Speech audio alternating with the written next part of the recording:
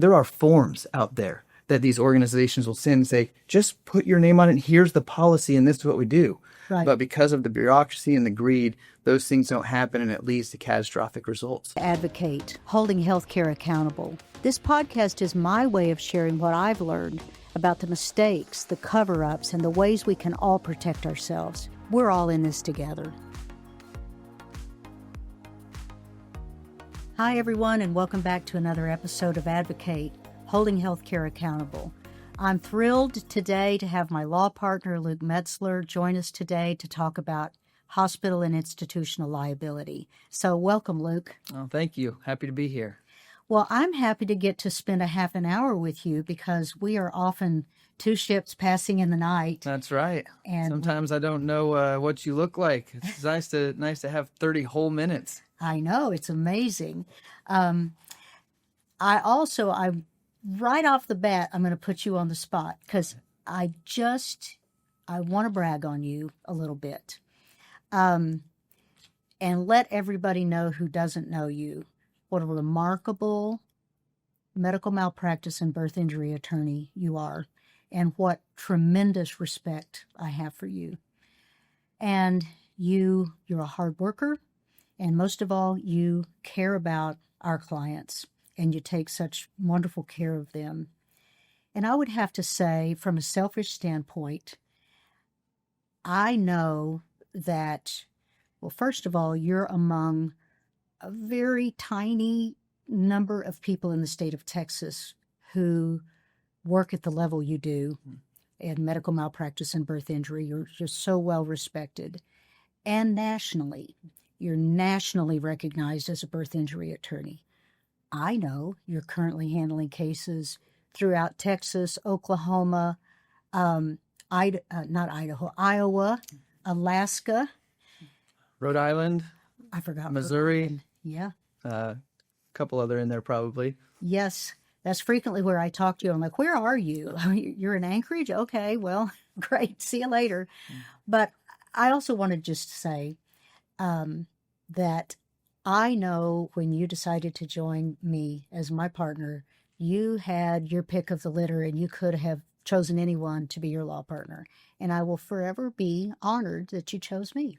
Well, it was an easy choice, but it was important because of the other kind of top echelon attorneys around the state and even the country, there's not very many people whose ideals aligned so well with mine, and having patient safety and improving healthcare and working for some of the most vulnerable people at the center of what motivates and drives us. And so, if you don't have compassion and really care about the patients and the clients that you have, this is a difficult industry to be in. And, we've always aligned in that and had the same kind of ethos. So it was an easy choice, and I'm very honored to have you as a partner as well. Well, thank you. I wasn't setting you up for a, fishing for a compliment, but we talk about this, which is that Simon Sinek book, Find Your Why. You have to have a why to do the work that we do, because it is hard. It's back-breaking labor. It's really hard work. And you have to really love people, because this is a people business. So this is a perfect segue into something else where our philosophies align, which whenever we take a case and we strategize about the case and how we want to approach it, we talk not only about what happened, but why did it happen? What happened where the system that was designed to prevent this from happening allowed this to happen? Mm-hmm. So I'd like to just set you loose and have you talk about how we approach hospital and institutional liability for preventable medical errors. Sure. My belief and philosophy is that in any hospital case where there is nursing negligence or direct hospital liability negligence or any staffing negligence, anything, it's always an institutional liability case. It's always a system failure case. And that's kind of backed up by some of the literature There's a great quote from a gentleman who was a president of the American College of Healthcare Executives, which is kind of the C-suite folks organization. Mm-hmm. And I'll butcher the actual quote, but essentially it was, rarely is a medical mistake, isolated incident, or the result of a single bad apple, but more often it's the result of decisions that have happened days, weeks, months, and years prior to the medical mistake. And in order to prevent those, hospital has to be a whole organization comprised of different departments, equipment, personnel, and all of that goes into the system. So, the main thing for system failure cases is pleadings of direct liability for ineffective supervision of staff, inadequate training of staff, and failure to either develop, implement, or enforce policies and procedures. And it's interesting because of the laws in medical malpractice, we can't have all of that information at the time that we're filing the suit, but we have to make those allegations in the petition. And so the way that we do that is specifically for the policies and procedures, it's one of three. Either you didn't develop the policies, or you didn't implement, or in other words, train the nurses or staff on the policies, or you didn't enforce the policies. One of those three have to be true if this negligent care occurred and allowed this nurse or this midwife or this medical assistant, whoever it is, to provide the inadequate care that led to the injury. So I think it's important to make sure every case is focused on the system failure and institutional liability, not just because that's where the money is, the deep pocket is, but that's where the change can come from. That's where the decisions that affect the training, supervision, and having appropriate policies to provide safer care for patients happens at that executive level. Well, the healthcare industry is not the only industry that is a complex business that has multiple moving parts that operates by systems. And, Ann Roberts was our previous guest, and she was talking about, there's human error in healthcare. And we hear that a lot from our friends in the hospital business who say, we employ human beings, and human beings are prone to error. But there are systems in other industries. We don't have nuclear power plants melting down in the United States because they have systems. And can you imagine if we did have nuclear power plants melting down? We say, well, the nuclear power plants employ humans, and humans are subject to error. So what do you have to say about that? Well, it's another analogy is with the airline industry. They have very strict systems and policies and training and supervision in place because planes going down is catastrophic. But the number of medical mistakes that happen that cause severe injury or death to patients in the United States would amount to, I can't remember the figure, but something like 20 commercial airliners going down a day, some massive magnitude of harm that's preventable, and isn't, the hospitals aren't run like airline industries. There's a great book called The Normalization of Deviation that was written about the Challenger explosion of the 1984 rocket that killed all the astronauts. And I've actually used this in a closing argument before, talking about the fact that, the reason that explosion occurred was because they accepted these minor, multiple decimal point deviations in some of the calculations that over time caused enough of a deviation that they had just started to accept that it led to this catastrophic event. And that's the same thing that happens in healthcare. I believe that. I believe that almost all of the nurses, doctors, people that get into medicine are there for the right reason. But when hospitals allow nurses to just, they're not quite complying with this policy. We're not enforcing that everybody do exactly what we say.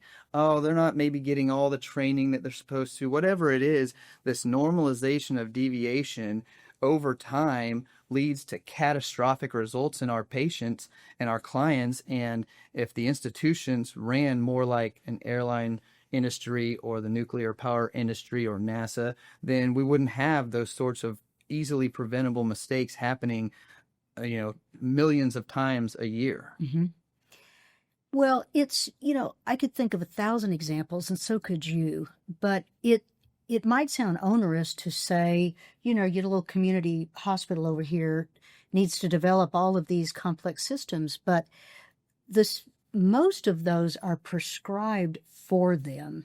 It's, change the name to protect the innocent, and there you go, voila, policy in a box, so to speak. And I don't mean that to be flippant, but there's a multitude, CMS, the Joint Commission, the professional societies.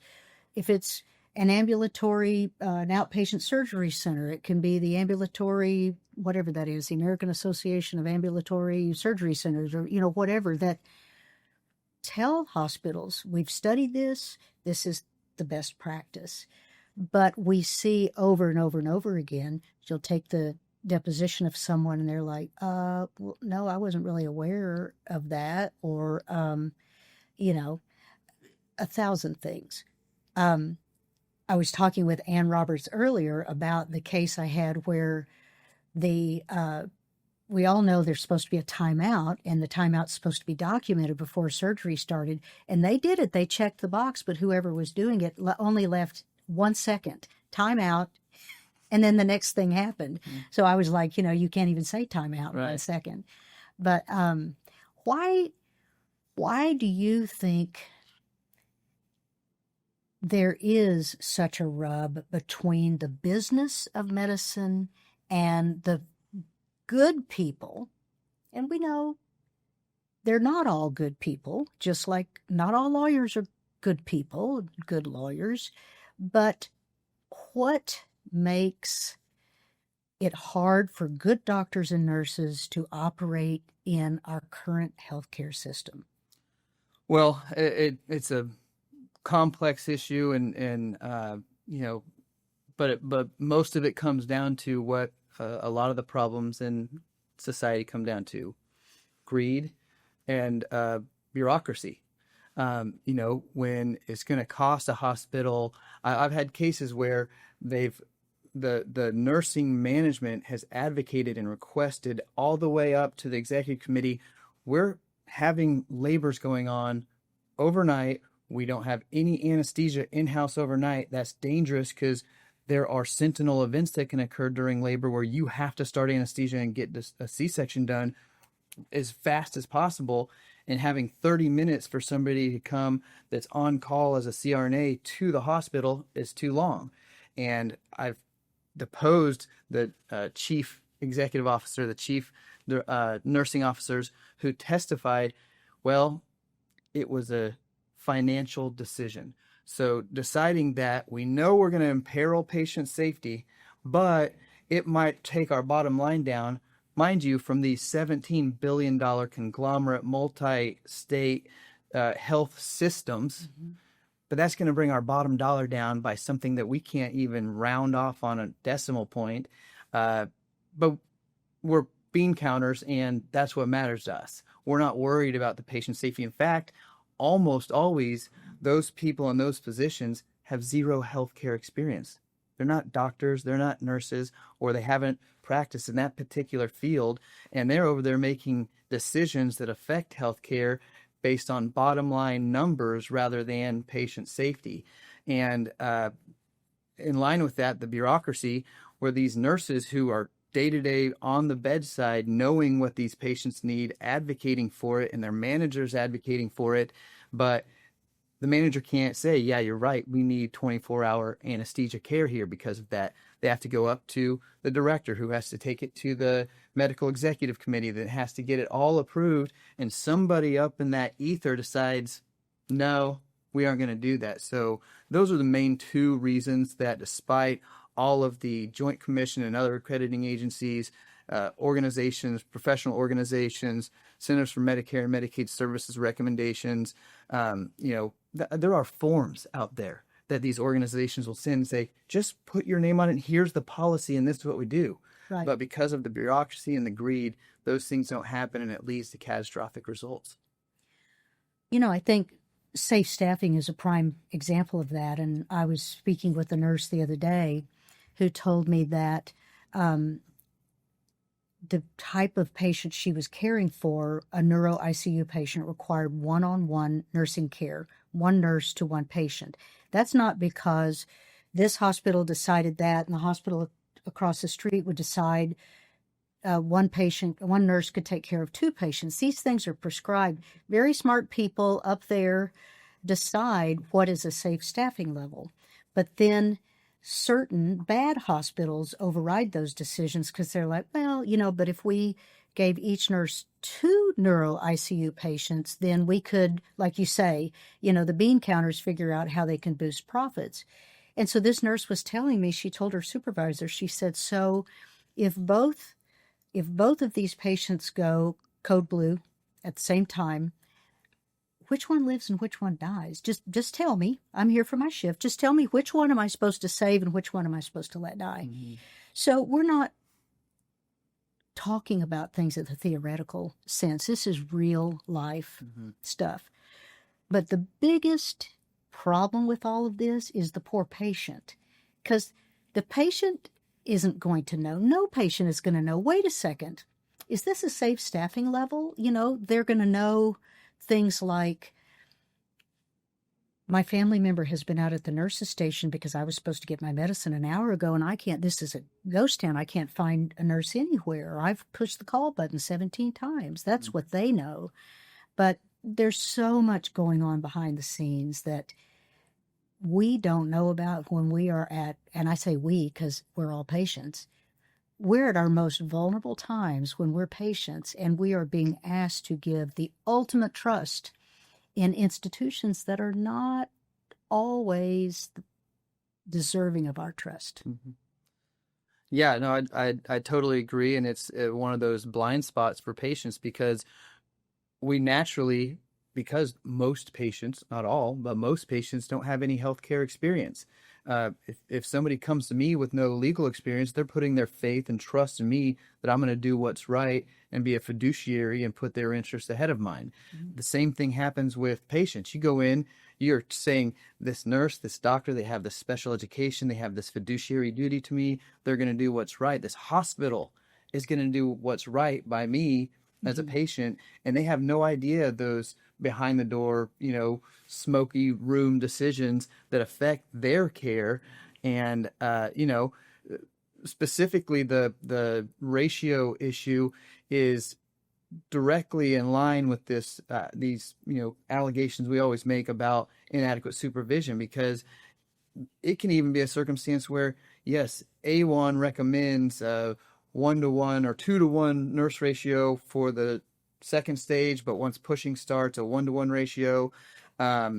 But it goes to the acuity of the patient and the experience of the nurse. And this especially happens on night shift because, like most professions, when nurses start getting more experience and are along in their career and are better equipped to handle stuff, they don't want to be working on the night shift anymore. Right. They got a family. They've put their time in. They want to have a normal sleep schedule and be able to pick their kids up from school. Right.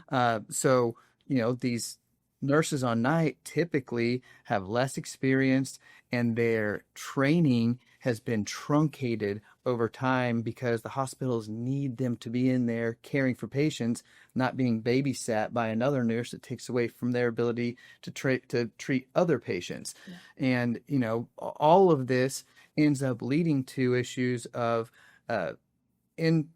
unqualified or less qualified nurses providing care to sometimes the most acute patients on the unit. Yeah. And even when they're having an appropriate ratio by census, 2-to-1 might be okay for a second stage of labor for most patients. But if you have two high risk, TOLAC, repeat or VBAC patient, or somebody that's got a high risk for cord prolapse or placental abruption, you can't have a nurse trying to handle two of those at the time. So while census might be okay and the ratio may be in line with the accrediting organization or with the professional organization, it doesn't take common sense out of the equation. And that's the charge nurses and the manager's responsibility to identify how qualified the nurses are, how acute the patients are, and whether that specified ratio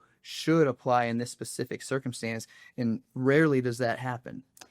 Well, and there are pathways for nurses to object to these things.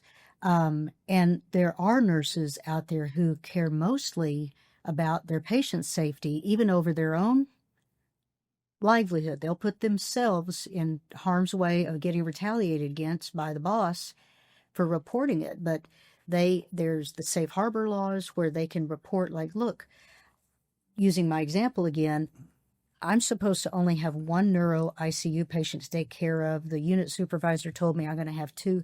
I cannot care for two neuro ICU patients safely. Or I've been asked to float to another unit, and I've been asked to set up bedside hemodialysis on this patient. I've never done it before, but the other nurses were short-staffed, so the other nurses on the unit are like, honey, I don't have time to help you out. Go figure it out. So, the nurses have to have the courage. They are the front lines of patient safety. The nurses have to say, look, you're asking me to do something that I can't do safely. And we got to depend on these nurses to do so. Well, and that's another example of institutional negligence, because part of creating a culture of safety is empowering nurses, and far too often the hospital will knowingly or unknowingly create a culture where nurses are afraid to speak up. Mm-hmm. They're afraid to speak up to their manager or their director or their charge nurse even, mm-hmm. who has assigned them this based on what she had to work with at the time. They're afraid to question doctors' decisions when they believe it's unsafe for their patient, who they're the ones sitting there at the bedside providing the care. And that's something that happens all the time, where they might have in writing, you should invoke the chain of command, but you better not do it, because this doc is known to rip people's heads off, or this manager or this charge nurse, gosh, she's a ball buster, and I might end up with the worst assignment the next 3 weeks because I questioned my assignment. And while that is something that isn't written down, it's not easily identifiable until you really get into a case, that culture of safety is something that's paramount to the proper running of a hospital and institutions being appropriately run. Well, yeah, and you and I know that, who's more likely to invoke the chain of command? A young nurse fresh out of nursing school, when the physician is the loud, brash, cussing everybody out, whatever, or the 20-year, battle-tested RN that's seen everything and is not afraid. It's variable, as you know. And so, just to skip topics here a little bit, because I know you need to get to the law school. It's kind of funny because we're both adjunct professors at SMU Law School, where we try to bend young minds to become medical malpractice lawyers. But neither one of us, we were late bloomers, both of us. Something else we have in common. We didn't set the academic world on fire. No. Always been more of a street smarts person than the test taker myself. Yeah. Two old, one old scrapper and one young scrapper. But regardless, I know we need to get you out of here. So I want to pivot and talk about one last thing.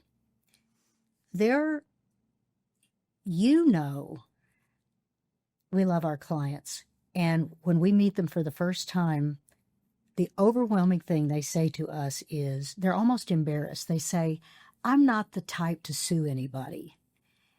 and they're almost apologetic for it. And we also know that we try to, in addition to getting our client the compensation they need to pay medical bills and replace lost wages and things of that nature, that we really try to make changes to ensure that the same mistakes don't happen over and over again. And yet, we see so many patterns. This is this type of case. This is that type of case. This is that type of case, because we know the things, they happen over and over again, even when hospitals in particular pay out multiple seven figures for a catastrophic case. Let's say where a baby is going to require 24/7 care for the rest of their life. It costs a lot of money to care for a completely incapacitated baby that's going to become a completely incapacitated adult. So anyway, I'm filibustering on that issue, but two things. Why should good people who are reluctant to sue, why should they sue? And second off, does it make a difference, do you think? Sure. So I